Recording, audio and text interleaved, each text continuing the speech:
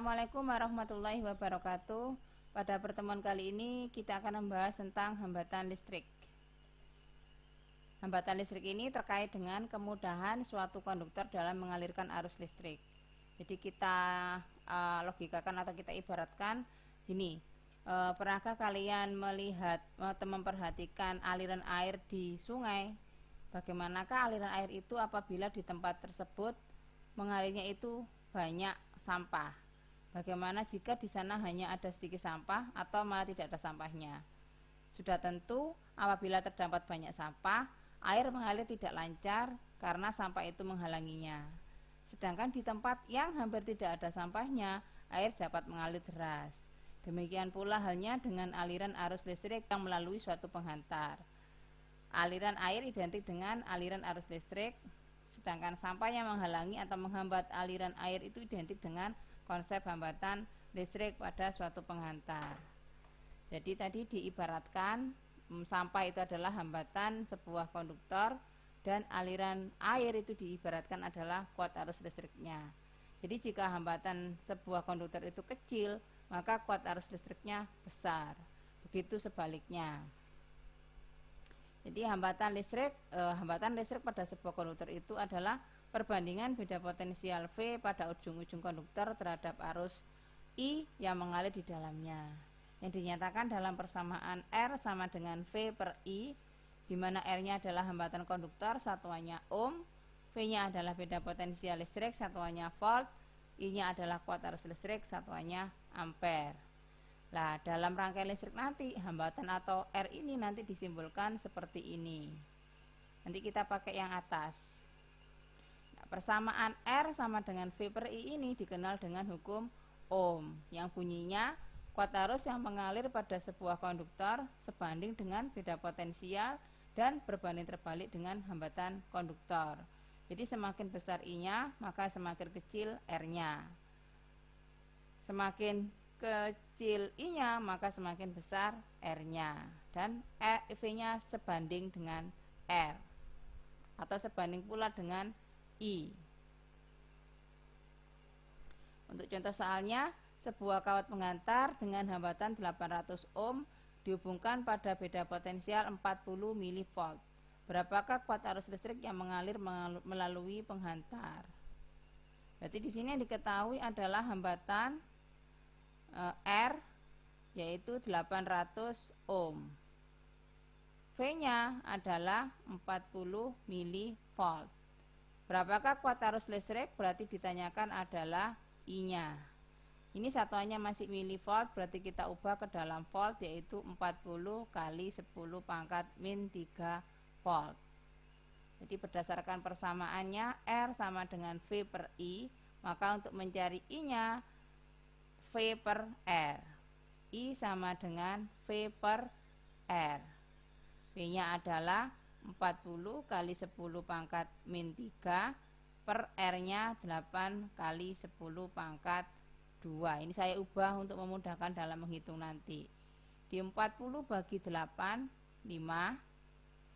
Ini dikalikan 10 pangkat min 3. Kalau bagi pangkatnya kan dikurangi, berarti saya kurangi 2. 5 kali 10 pangkat min 5 ampere. Mudah bukan? Oke, kita lanjutkan. Jadi faktor yang mempengaruhi besarnya hambatan itu adalah yang pertama panjang kawat. Di sini panjang kawat. Jadi kalau kamu perhatikan gambar yang di bawah ini ada dua konduktor, yaitu konduktor M dan konduktor N. Konduktor N memiliki panjang yang lebih besar daripada konduktor M. Ibaratnya kalau kamu berjalan di dua jalan ini, di jalan M dan di jalan N, tentu kamu menemui banyak hambatan di jalan N karena jalannya lebih panjang sehingga hambatan yang kamu temui lebih banyak. Artinya semakin panjang kawatnya, maka semakin besar hambatannya. Faktor yang kedua yaitu luas penampang, atau disimbolkan dengan A, satuannya meter kuadrat, karena luas kan satuannya meter kuadrat. Nah, gambar yang bawah ini konduktor K dan konduktor L. Jadi kedua gambar ini bedanya adalah di tebal tipisnya. Untuk panjangnya sama. Jadi tebal tipisnya. Jadi luas penampang itu menyatakan tebal tipisnya. Jadi luas penampang itu yang ini. Nah, ini A-nya. Nah, karena bentuknya lingkaran, berarti nanti kalau diketahui itu diameter atau jari-jarinya, maka untuk mencari A-nya kita cari sama dengan mencari luas lingkaran, yaitu pi R kuadrat. Oke, kita kembali lagi. Jadi konduktor yang tipis memiliki nilai hambatannya lebih besar daripada konduktor yang tebal. Jadi kalau ada aliran air yang mengalir di dalamnya di sini, maka air yang mengalir lebih deras atau airnya lebih deras adalah di konduktor L, karena lubangnya lebih luas. Jadi semakin besar nilai A-nya, maka hambatannya kecil. Nah, ini ya, kalau lubangnya besar maka hambatannya kecil. Tuh, kalau lubangnya kecil maka hambatannya besar. Nah, yang terakhir adalah hamba jenis bahan atau disimbolkan dengan rho. Satuannya adalah ohm meter. Jadi setiap konduktor jika memiliki jenis yang tidak sama, maka nilai hambatannya pun tidak sama. Jadi ini dinyatakan dalam persamaan R sama dengan rho L per A atau Rempelo. Nah, ini adalah tabel hamba jenis beberapa bahan pada suhu 20 derajat Celcius. Jadi seperti yang saya bilang tadi, bahwa setiap bahan yang memiliki jenis tidak sama tentu memiliki nilai hamba jenis yang tidak sama pula. Oke, kita ke latihan soalnya. Sebuah konduktor panjangnya 80 cm mempunyai luas penampang 2 × 10⁻⁵ meter kuadrat. Berapa hambatan kawat tersebut jika hamba jenis kawat adalah 2,2 × 10⁻⁷ ohm meter. Berarti di sini yang diketahui adalah panjangnya, maka L-nya 80 cm. Luas penampangnya adalah 2 × 10⁻⁵ meter kuadrat. Hambatan kawat tersebut jika hamba jenisnya berarti diketahui adalah rho-nya 2,2 × 10⁻⁷ ohm meter. Ditanyakan R-nya. Nah, cek satuannya, ini yang masih cm berarti kita ubah 80 × 10⁻⁴ meter. Berarti R sama dengan Rempelo, rho L per A. Rho-nya adalah 2,2 × 10⁻⁷ kali L-nya 80 × 10⁻⁴ per A-nya 2 × 10⁻⁵. 80 saya coret dengan 2 berarti yang atas 40. Nah, ini 2,2 saya kalikan 40, dia punya satu angka di belakang koma, berarti ini habis. Maka 22 dikalikan 4 adalah 88. Sekarang tinggal 10 pangkatnya. 10 pangkat min 7, karena kali berarti ditambahkan min 2. Karena bagi berarti dikurangi min 5. Berarti ini kan 88 kali 10 pangkat min 7 tambah min 2 berarti min 9. Min dengan min, saya tulis saja min 9 ditambah dengan 5 berarti 88 kali 10 pangkat min 4. Satuannya ohm atau 8,8 kali 10 pangkat min 3 ohm. Mudah bukan? Kita ke soal berikutnya. Kawat penghantar yang luas penampangnya adalah 0,4 mm kuadrat dan hamba jenisnya 0,056 ohm mm kuadrat per meter menimbulkan hambatan listrik sebesar 28 ohm. Berapa panjang kawat penghantar tersebut? Berarti di sini yang diketahui adalah luas penampang, berarti A-nya 0,4 mm kuadrat. Hamba jenis berarti rho-nya 0,056 ohm mm kuadrat per meter. R-nya adalah 28 ohm. Ditanyakan panjang kawatnya. Kita cek satuannya. Di sini milimeter kuadrat, tapi di sini rho-nya pakai milimeter kuadrat, berarti tidak perlu kita ubah. Kita ubah saja yang bilangan koma atau desimalnya. Jadi 4 kali 10 pangkat, karena dia satu angka di belakang koma berarti min 1 mm kuadrat.